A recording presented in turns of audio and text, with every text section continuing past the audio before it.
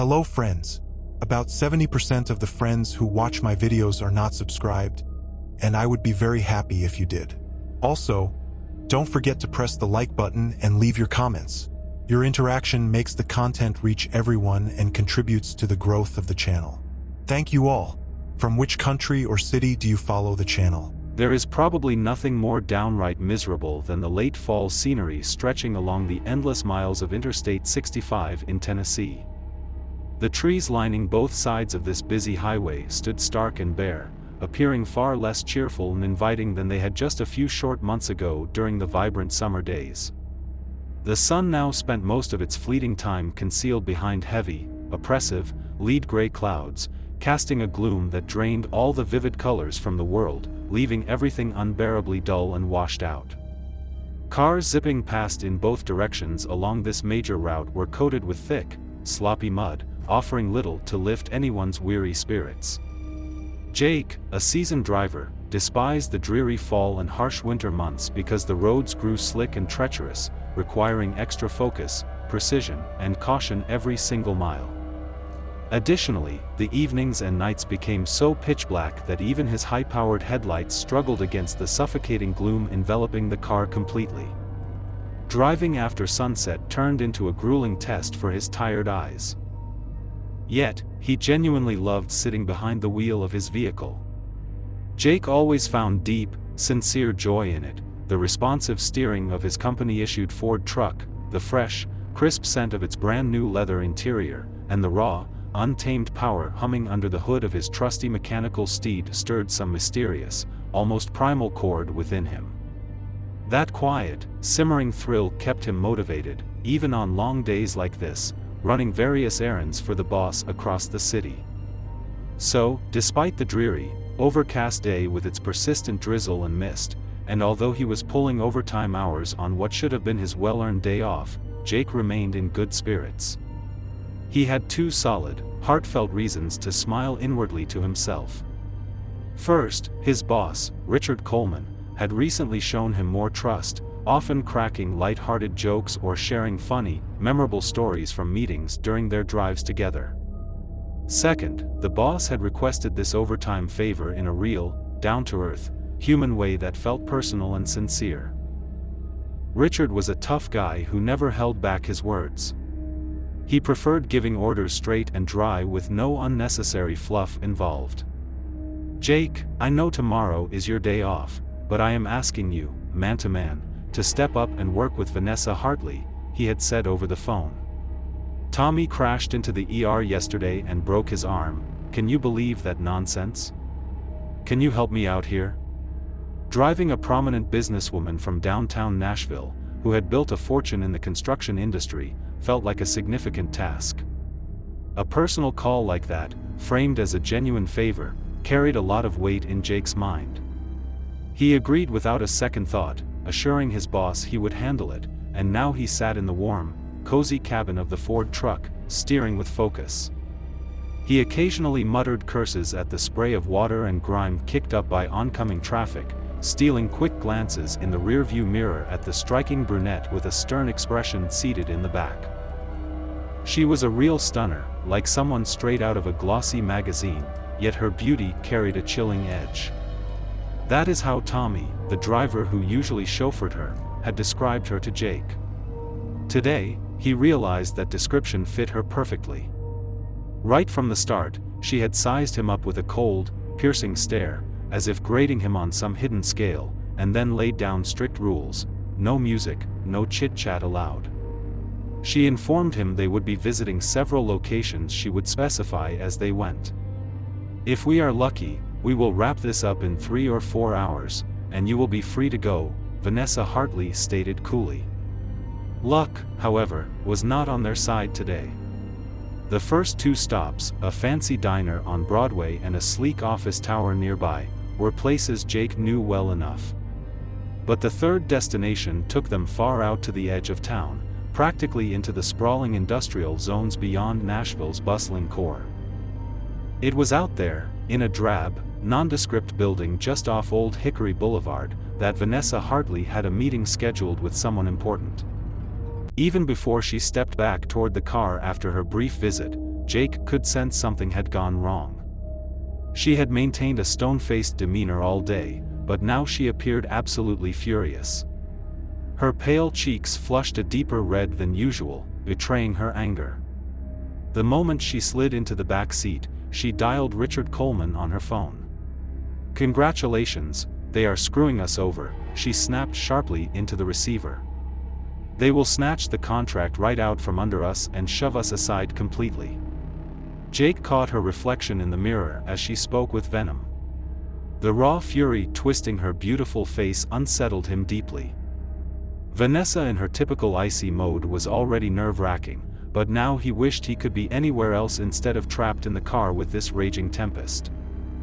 "We have no time to waste. It is a good thing that idiot did not expect me to show up today. We are down to days, maybe even hours," she barked. "I have got to handle this myself right now." Normally, everyone spoke to Richard Coleman with polite restraint, so hearing her unleash such a tone was startling. After ending the call, she directed Jake to their next stop, a gated community 15 miles outside Nashville's city limits. He had never driven that way before, but he confidently entered the route into the GPS, glancing at the screen occasionally to ensure he caught the necessary turns. The place turned out to be a dismal sight. It resembled some grand suburban vision that had collapsed. Half-built McMansions dotted the landscape like forgotten relics of what might have been. Foundations and skeletal frames stood abandoned, hinting at a project that had started with ambition but ultimately crashed hard. The most ironic part was that the area remained fenced off, complete with a lonely guard shack standing at the entrance. However, it sat empty and neglected, amplifying the eerie sense of desolation that hung over the place. Jake carefully guided the Ford truck down a surprisingly decent asphalt road, considering this subdivision had been left to decay for years. He vaguely recalled an article in the Tennessean mentioning bold plans for a ritzy enclave, Nashville's own version of Brentwood, until financial audits exposed issues and sank the whole project. "Drive to the end of this road and then make a right turn," Vanessa Hartley instructed, her tone clipped as she rummaged through her designer handbag. Something felt profoundly depressing about these houses, built with the promise of life but abandoned as lifeless shells. They mocked what they could have become. The gray fall day, now spitting a light rain, did nothing to improve the bleak atmosphere. "How long are we staying here?" Jake asked. The thought of lingering in this ghost town failed to spark any enthusiasm in him.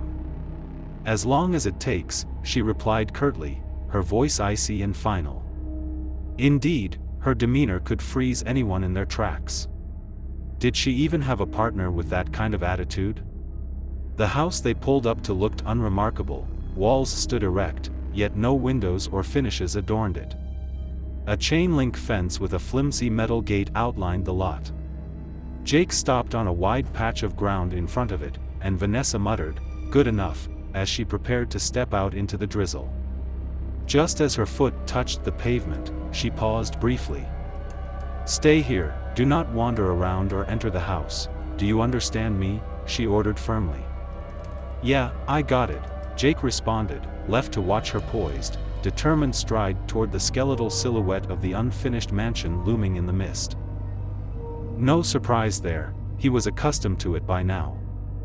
This job often meant spending half his time waiting around for the boss to finish whatever they were doing.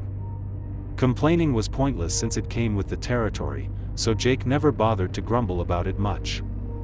However, today was testing his patience more than usual. Vanessa Hartley had proven to be a far bigger headache than he had anticipated, especially with that condescending tone she used, treating him like some clueless teenager. Now they were parked in this godforsaken, abandoned subdivision for reasons he could not even begin to guess. She had stormed off into that half-built house connected to Richard Coleman without a word of explanation. Perhaps they kept a secret stash out here, maybe some incriminating documents on business rivals hidden far from curious eyes. Jake dismissed the speculation with a shrug and reached for the lunch his wife, Emily, had thoughtfully packed, a couple of sandwiches and a thermos filled with hot coffee. As she had assembled the simple meal earlier, Emily had chirped cheerfully about how Jake was obviously earning Richard Coleman's trust lately. She suggested it might be the perfect time to ask for a well-deserved raise soon. Biting into a hearty ham and cheese sandwich, he realized he had not eaten properly all day long. The chaos of the afternoon slipped away as the simple food hit his empty stomach like a divine gift. Jake savored every bite with genuine pleasure. Still, the subdivision gave him the creeps. Unfinished houses stretched out around him, silent and devoid of life, without a single soul in sight. Born and raised amidst the constant hum of the city, he thrived in the bustle where crowds moved with their own rhythm. This thick, oppressive quiet felt foreign and almost suffocating to him. Catching a flicker of movement out of the corner of his eye, Jake instinctively turned his head to see what was happening. He jolted upright in his seat with a start. A scrawny guy in a faded blue knit cap emblazoned with bold red vowels lettering stood just 2 yards from the car door. The man's sunken, wrinkled face, covered in patchy stubble, and his small, beady eyes gave off an unsettling vibe, especially in this isolated spot far from civilization. "Hey, man, what are you doing creeping around out here?" Jake asked, lowering the window with a slight frown. The brief scare faded quickly, replaced by irritation at his own jumpy reaction. The stranger did not respond immediately and instead kept scrutinizing the car and Jake with an odd intensity, as if examining something curious under a magnifying glass. Where had this guy even come from on this desolate stretch of road that never fully became a proper street? "Wherever I damn well please," the man finally rasped in a gravelly voice after a long pause. Then it dawned on Jake. This was likely a homeless drifter squatting in these abandoned shells, now assessing the intruder encroaching on his territory. The explanation settled into his mind easily enough. "Relax, man, we are just checking out a lot for a bit. We will be gone soon enough," Jake said calmly, hoping to diffuse any tension. He had no desire for this oddball to linger around unnecessarily. The guy flashed a grin full of yellowed teeth and nodded once. "Good, then," he muttered. Jake began raising the window again when the stranger spoke up once more. "Hey, you got anything to share with me?" Those beady eyes drilled into him intently, searching for something unspoken. The drifter radiated a strange vibe that Jake could not quite pin down. It was not the typical disgust sparked by seeing a wino sprawled in an alley. No, this felt different, elusive, and oddly unsettling in a way he could not fully articulate to himself. "Say, pretty please, first, and I will hook you up," Jake said with a playful grin spreading across his face. Honestly, he had already eaten his fill and did not mind sharing the last sandwich sitting in the bag. It could easily wait there until his next break anyway. The drifter's face tightened noticeably, and those small, piggy eyes glinted with something dark and almost tangible, like a spark of resentment. Did not feel sorry for him, Jake thought to himself quietly. This poor guy probably went hungry out here often, crashing in these empty husks and sleeping wherever he could find shelter. Life must have dealt him a brutal hand to land him in such a sorry state. There's that old saying about never knowing when fortune might turn sour, right? Just kidding, man, here you go. It is the last sandwich I have left. Sorry, I did not expect company today, he said, extending the bag out the window toward the stranger. Just ask a bit nicer next time, huh? No need to be so gruff about it. The drifter perked up instantly, leaned forward slightly, and sniffed the air like a cautious animal, his nostrils flared as if catching the scent of food. Finally, he shuffled closer and snatched the bag from Jake's hand eagerly. "Never know with you folks whether to be polite or rough," he grumbled under his breath. Then, in the next heartbeat, he tore into the sandwich with the ferocity of a starved hound, making Jake whistle softly in surprise. How long had this guy been holed up out here, scavenging whatever scraps he could find? Was he living off tree bark or something equally desperate? "Hey, do you actually live around here or what?" Jake asked. He probably should have just rolled up the window and ignored the man entirely, but sitting alone was growing tedious, and this at least passed the time a little. Sometimes here, sometimes somewhere else, it varies, the guy replied, finishing the sandwich and licking his fingers clean with evident satisfaction. Acting on a sudden impulse, Jake reached into the console and pulled out a small bottle of water he kept handy. This time, the drifter did not hesitate or sniff around suspiciously. He grabbed it quickly and stepped back a couple of paces from the vehicle. Was he scared or just wary? It made sense, Jake figured. A shiny Ford truck parked in a sketchy, deserted spot like this might spook someone living on the fringes. The man sipped the water more slowly than he had eaten, taking a few measured gulps before capping it and slipping it into his jacket pocket for later. "You are not a mean one," he rasped. "Get out of here while you still can. They tricked your lady and lured her into that house. She might wiggle out since she is a slick one, but you are done for if you stay. Go now, quick." Jake stared at him, momentarily speechless from the blunt warning.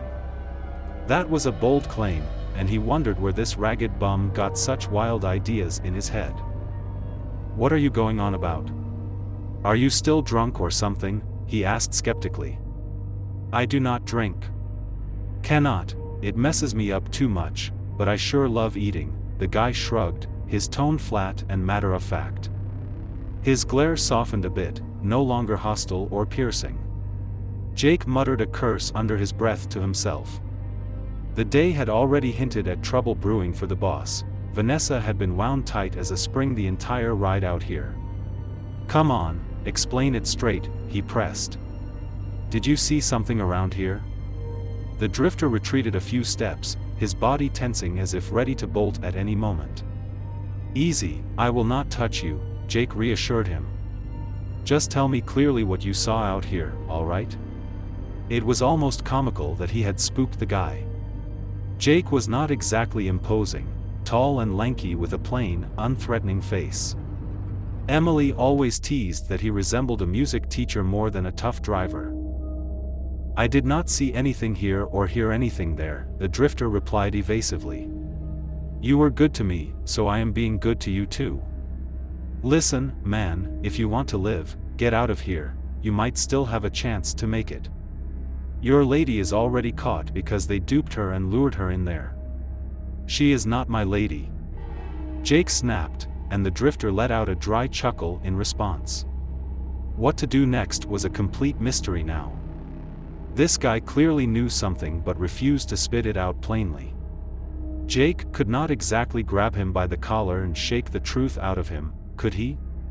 He might have come up with a better way to press the issue eventually, but he never got the chance. The oppressive quiet that had been grating on his nerves shattered abruptly with a scream echoing from the house. It sounded faint, almost muffled like it came from underwater, yet Jake's blood ran cold as he recognized it, Vanessa Hartley. "Leave," the drifter said with a crooked grin. "You still have time to get away. It is a nice day, huh? What now?" She had explicitly ordered him to stay put, and her icy glare still lingered in his mind uncomfortably. However, she had not mentioned anything about emergencies, like whatever trouble she might have stumbled into inside that place. This whole situation reeked of bad news from a mile away, and Jake found himself neck-deep in it already. He had no idea what kind of mess the boss and his assistant were tangled up in, but now he was part of it too. He needed to decide something fast. He swore fiercely under his breath. The thought of her lying dead in that half-built wreck, with him as the only one around, twisted his stomach into knots. This was turning into quite a predicament indeed. Those lousy dress code loafers that came with his uniform were terrible for running. His toes throbbed almost immediately as he dashed past the gate. Still, Jake pushed through the pain with his heart pounding hard, sprinting faster toward the house. Up close, it loomed large and impressive. He could see the structure was nearly complete in its design. It would have been a solid, stately home if they had ever finished the construction work. However, there was no time to stand around admiring someone else's failed real estate dream right now. No additional screams pierced the silence after that first one, which did little to boost his confidence or calm his nerves. That damn fool dragged herself into these cursed construction sites, he muttered bitterly to himself. Anger welled up inside him, and he let out a quiet string of curses as he took the concrete steps 2 at a time to reach the entrance quickly.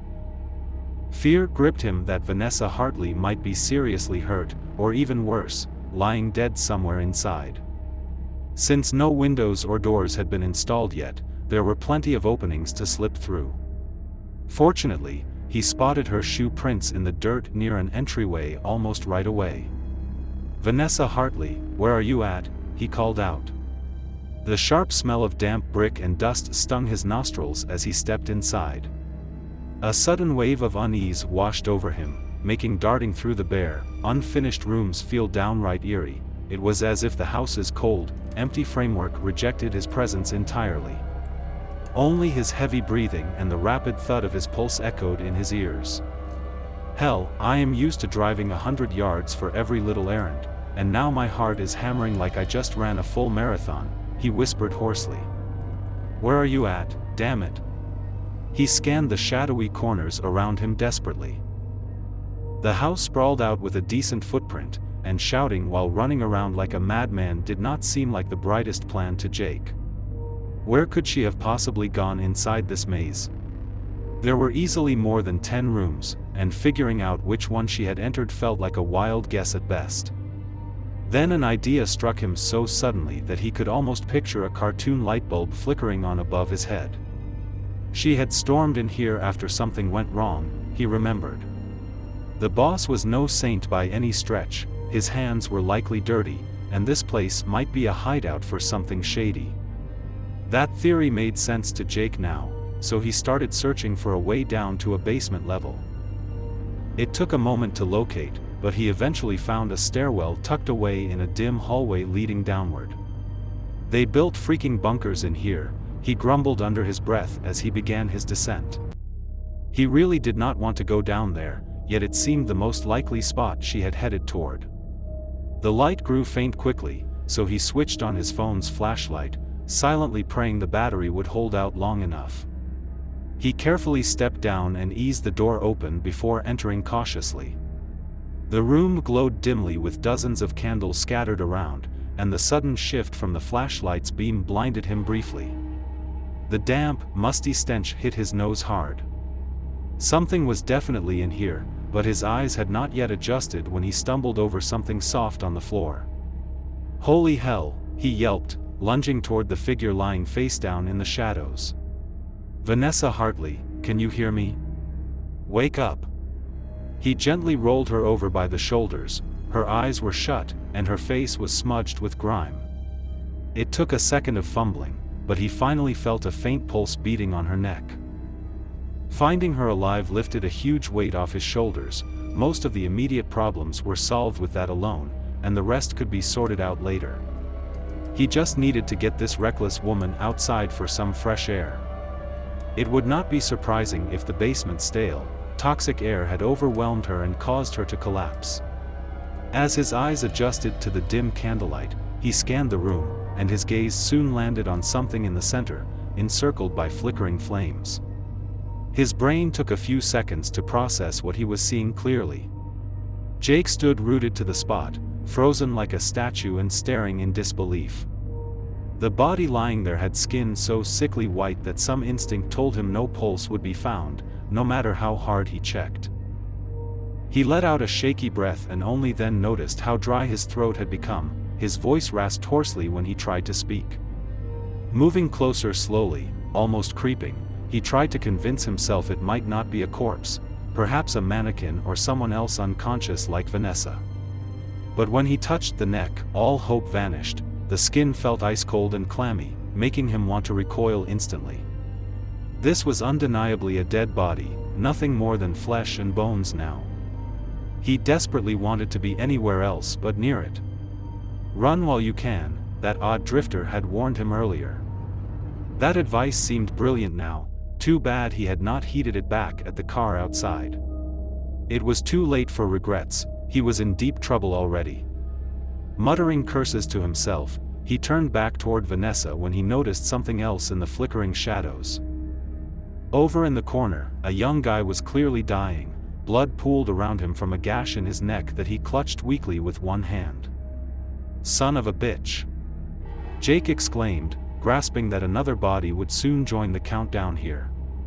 The kid was slipping away fast, his eyes unfocused and staring blankly as crimson streamed from the wound. It took Jake only a couple of seconds to spot the knife handle protruding from beneath the guy's hand. He had tried pulling it out but lacked the strength to finish the job.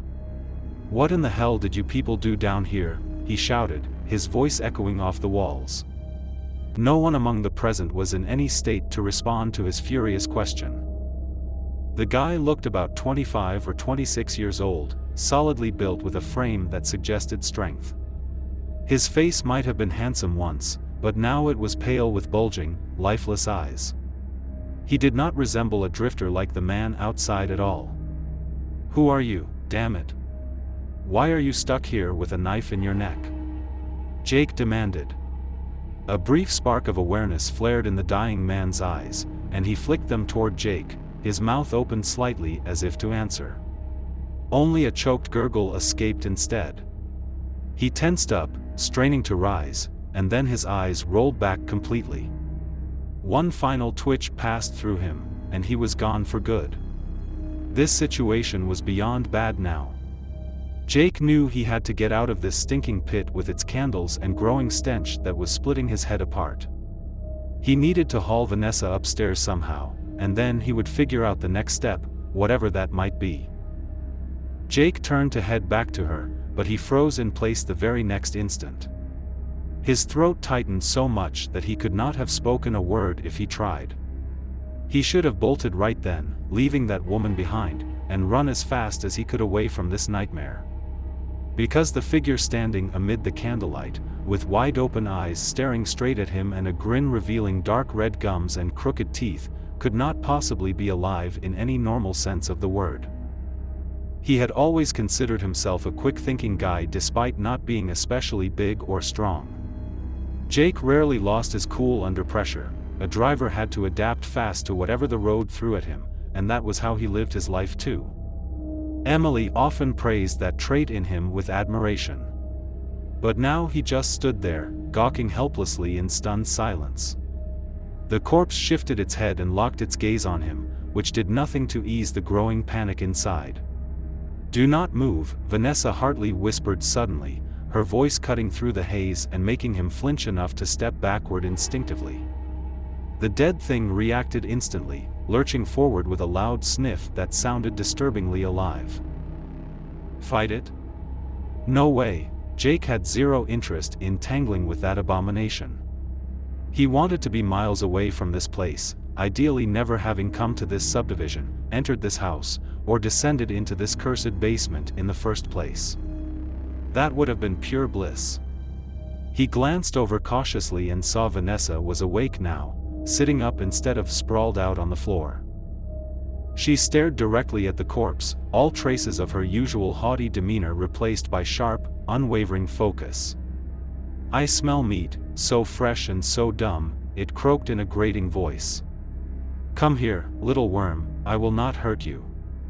Jake decided right then that he would get drunk tonight if he survived this insanity.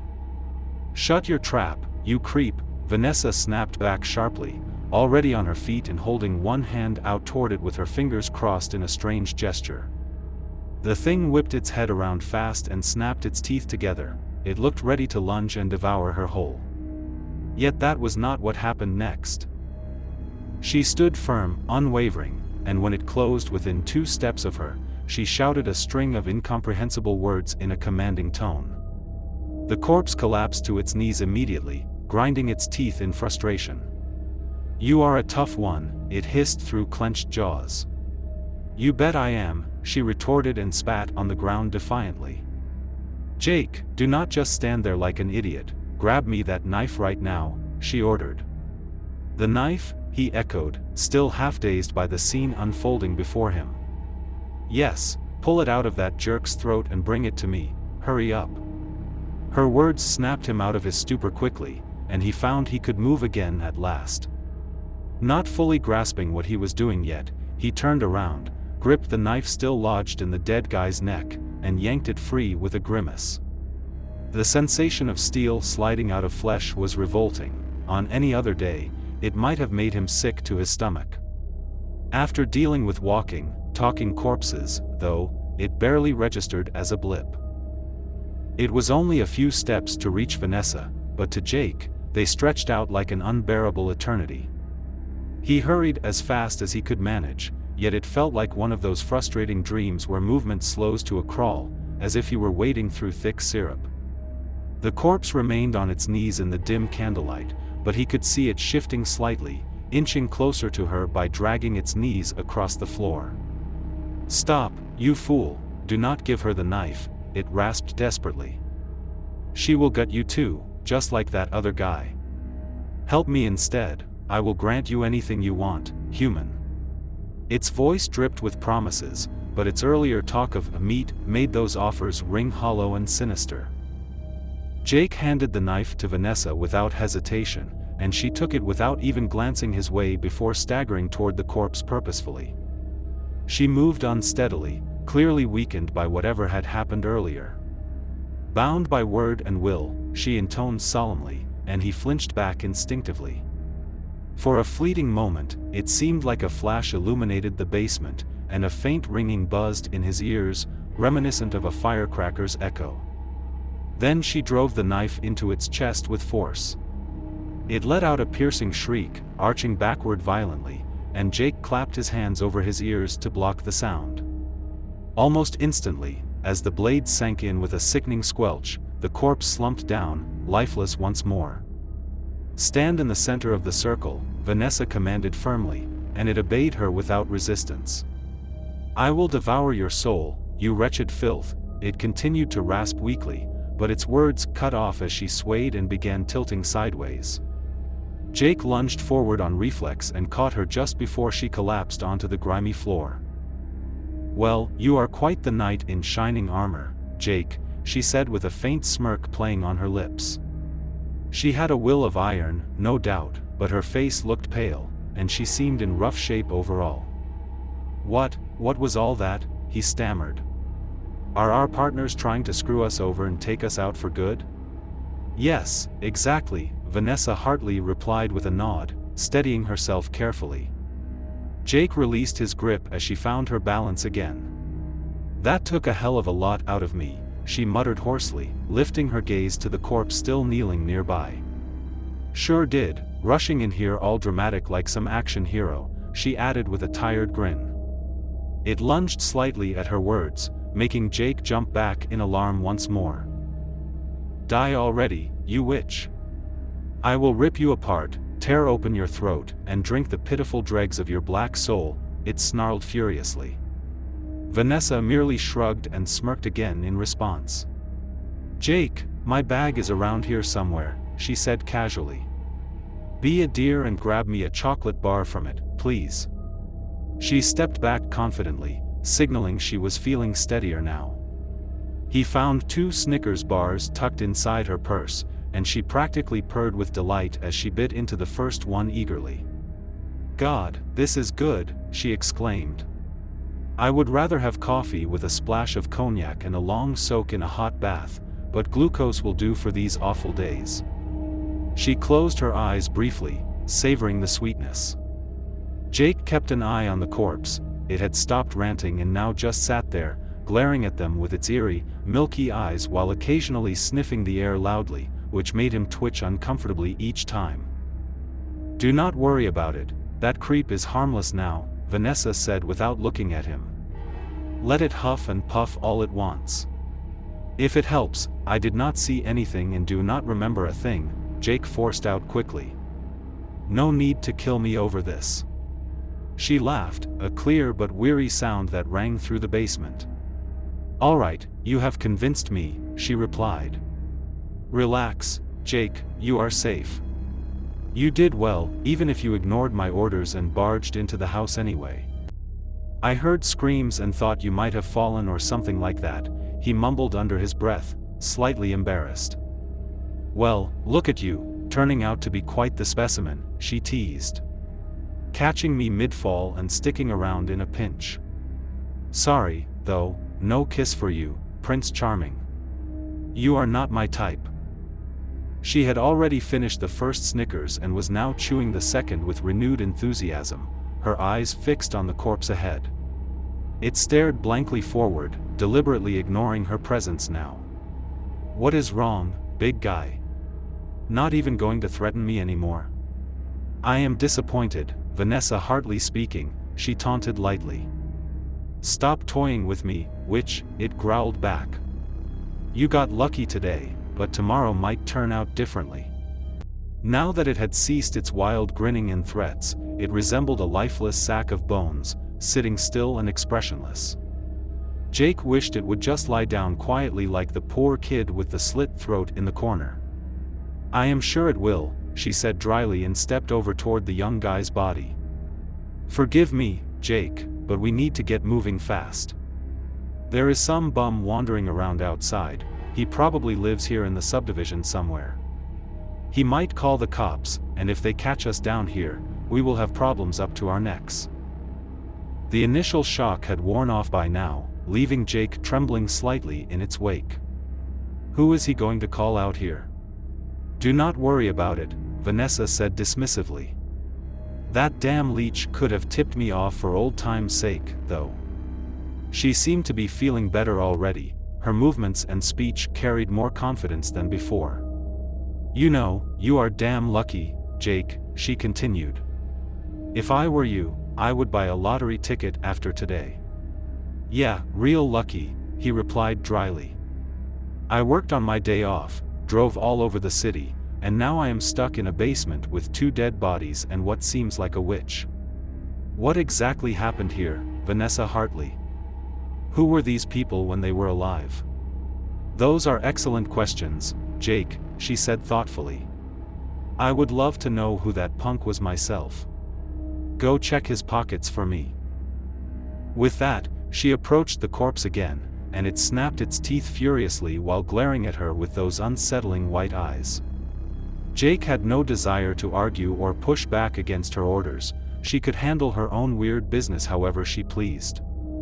His job was simple: drive the truck and stay out of the spotlight. He had already done enough heroics today to last him years. As he climbed the stairs back up, he overheard her start speaking to the vessel, rattling off a list of names in a low tone.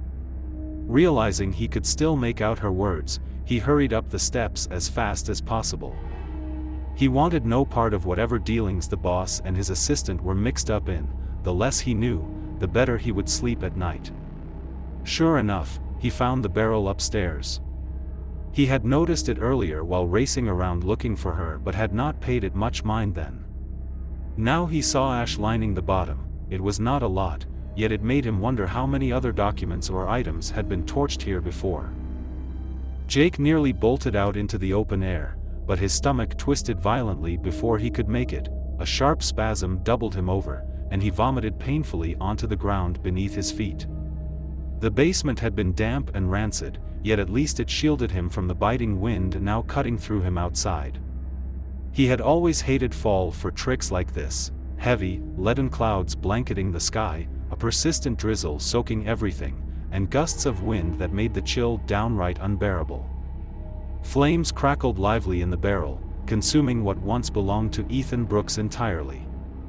The weight of it all felt heavy and nauseating in his chest.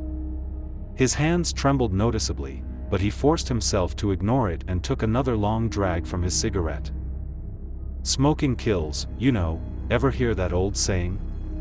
Vanessa remarked as she stepped up beside him, gazing into the fire too. Yeah, I remember it, he replied with a nod. Care to share one? She glanced at him briefly, but he kept his eyes fixed on the flames, watching them die down slowly as nearly all of Ethan's possessions turned to ash. I would not say no if you are offering, she said, accepting the cigarette he handed over. He lit it for her carefully, and they stood together in silence, smoking quietly. Jake was no poet by any stretch, but something about this moment etched itself clearly into his mind. A few minutes later, after finishing their cigarettes, they walked back to the truck, reality snapped back into place then. He would resume being the quiet, dutiful driver, and Vanessa Hartley would revert to her cold, emotionless careerist persona as the boss's assistant. Yet, for that brief instant, they were simply two people standing side by side, watching the fire erase the remnants of a stranger's life, a so-called warlock, as she had named him. What about his body? Jake asked, his voice sounding muted and distant to his own ears. The thought unsettled him deeply. No need to fret, my pet will take care of that, she answered evenly. So what exactly is this vessel thing? Jake asked curiously. Is it some kind of evil spirit or demon, like you see in horror movies? Not quite, Vanessa replied with a slight shake of her head. Let us just say you do not want to know the details of how I bound that creature to a human body. You will sleep better at night without that knowledge, trust me on this. Jake nodded slowly, that answer worked fine for him. Let us talk about you instead, Jake, she suggested. I half expected to climb out of that basement and find you long gone, leaving me to figure out a way back on my own. I did think about running, he admitted in a quiet voice. That was the honest truth. After setting Ethan's belongings ablaze, it had hit him hard that he was now a witness to all this madness. They had strictly forbidden him from entering the house for a reason, after all. This was their secret, not something he was ever meant to see or understand, and secrets stayed safest with the dead. In theory, he could have floored it out of there, racing back to Nashville without looking back. But then what would he do next? He would have to swing by home, where Emily remained blissfully unaware of this nightmare, and how could he even begin to explain it to her? Beyond that, he had nowhere else to go. His only living relative was an aunt in Colorado he barely knew, and Emily's parents lived right there in the city, making hiding with them pointless. Besides, could you really hide from someone who could talk to corpses? So why did you not take off then? She pressed, her gaze boring into him intently. There was nowhere to go, he replied. Just please do not touch Emily, she knows nothing about any of this. I am asking you as a person, not a threat. He wished his voice had not trembled so much, but he could not help it, there was little else to add. Do you think I would kill you right here, Jake? She asked, and he noticed they had slipped into first-name terms at some point. He sensed his answer carried heavy weight now. The air around them seemed to thicken suddenly, and a palpable tension hung in the silence following her question. I would rather not think that, Vanessa Hartley, he said after a long pause, choosing his words carefully. I did not fully understand it all anyway, and I will probably forget most of it by tomorrow. My memory is not what it used to be, you know. She laughed softly, and the sound rippled through him like a gentle wave. The tension eased slightly, though it lingered faintly still. You will just forget a talking corpse, huh? She said with amusement. I envy that kind of superpower, Jake. She chuckled again before continuing more seriously. Here is the truth, today went completely off the rails in every possible way. But you stepped up and helped me out. There are two methods to wake my pet, you see, a special chant with blood or killing someone close to the target. I never liked messing with offerings myself, so I relied on my skills and a blood stash instead. That warlock threw me off my game, though, he got himself knifed as a result. You saw it happen. When he died, it triggered the vessel to wake up and consume his soul while I was knocked out cold. If you had not distracted that thing, it would have finished me off right then and there. They despise the ones who bind them to mortal flesh more than anything else in existence. Jake stayed silent, his body still rigid with tension he only now fully noticed. How would you like to be my personal driver, Jake? She asked suddenly. He turned to face her, his eyes widening in surprise at the unexpected offer. What do you mean, yours? He replied. What about Richard Coleman? He will be fine, do not worry about him, she assured him. Tommy's arm will heal soon enough, and Richard can find another driver. I hate driving myself around needlessly, so you will take me wherever I need to go when I call. We will double your salary, and I will push for a bonus every 6 months, provided you do not mess up or get on my nerves too much. I can even help you secure a better mortgage rate for that house you and Emily want." Jake swallowed hard, the tension slowly draining away and leaving a strange relief in its place. Vanessa Hartley stared at him steadily, her eyes unblinking as she awaited his response. "Do you often kill people like this?" he asked cautiously. "Not like this, almost never," she replied with a casual shrug. "Today was a total fluke, as you probably noticed, and I had to improvise on the spot.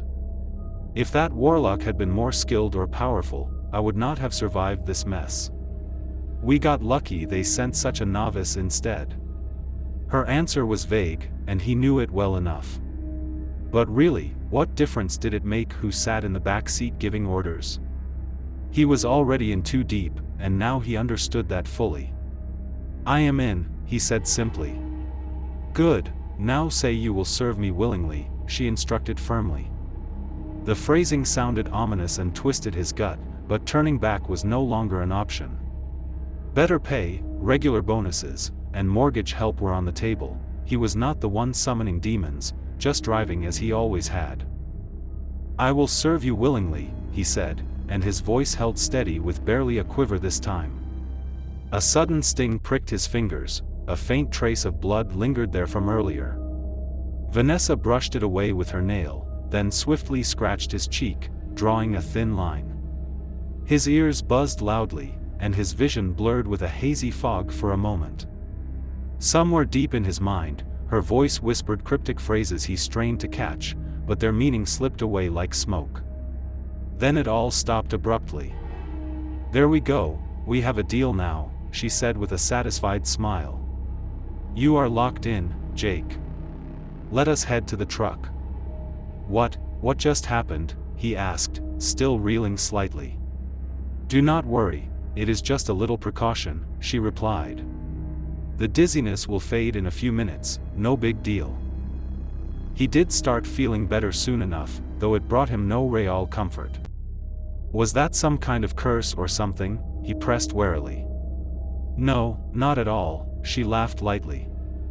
"It is just a safeguard so I will know if you ever try to harm me in any way. It will not affect you unless you do something foolish, relax. I asked for your consent first. You are not exactly a genius, Jake, but you held your own today. Not everyone can keep it together with a moving, talking corpse nearby. I figured offering you a sweet deal would work better than threats, it usually does." She looked at him with a sly, calculating smile that reminded him of a fox. The terms were solid, and he desperately needed the money anyway. Even with her strange tricks, he would have agreed regardless. He never had a habit of running his mouth. Richard Coleman, who he had driven to secret rendezvous with mistresses plenty of times, could certainly attest to that discretion. The company Ford truck sat exactly where he had left it. It was a solid, familiar piece of his old, normal life, back before he knew anything about witches or animated corpses. The drifter stood off to the side, leaning casually against a weathered utility pole. He kept his distance but made sure he was visible, clearly wanting to be noticed. "No need to be scared, I know you did not have a choice back there," Vanessa called out loudly to him. "But you could have given me a heads up for old time's sake, you know. A little kindness to a drifter now and then would not kill you." The man flinched slightly at her words but stayed rooted to his spot. "I knew you would wriggle out of it because of that stupid trinket," she added with a nod toward him. "Anyway, the vessel is dormant again now, so you can stop fretting about it." "Glad to hear that," he replied simply, then turned his gaze to Jake. "You are a lucky one. I thought you were done for when you ran into that house. You will carry a mark now, sure, but that is better than ending up a corpse yourself." With that, he turned around and shuffled off into the fading light. "Who was that guy?" Jake asked as he opened the truck door for Vanessa Hartley politely. "A squatter, they hang out in abandoned places like this," she explained. "Mostly harmless, though they can get mischievous sometimes. You meant that bum you mentioned in the basement, right? Yeah, that is him, Jake confirmed. I felt bad for him and gave him a sandwich earlier. Good move, she said approvingly. Squatters are not inherently bad, treat them decently, and they usually return the favor. He must have been warning you to get out of here while you could. Pretty much, Jake agreed thoughtfully, watching the man's figure recede into the distance. Ready to pull out whenever she gave the word, Jake turned the wheel and reversed the truck with practiced ease, feeling that familiar satisfaction wash over him again. He gripped the steering wheel firmly, and the vehicle responded smoothly to his every command. That sense of control always brought him a quiet comfort. Jake smiled faintly to himself as they finally drove away from the eerie subdivision at last. Somewhere in the back of his mind, he thought about how he would share the news of his promotion with Emily later and maybe treat himself to a few shots tonight, perhaps 300 grams of something strong to unwind after this ordeal.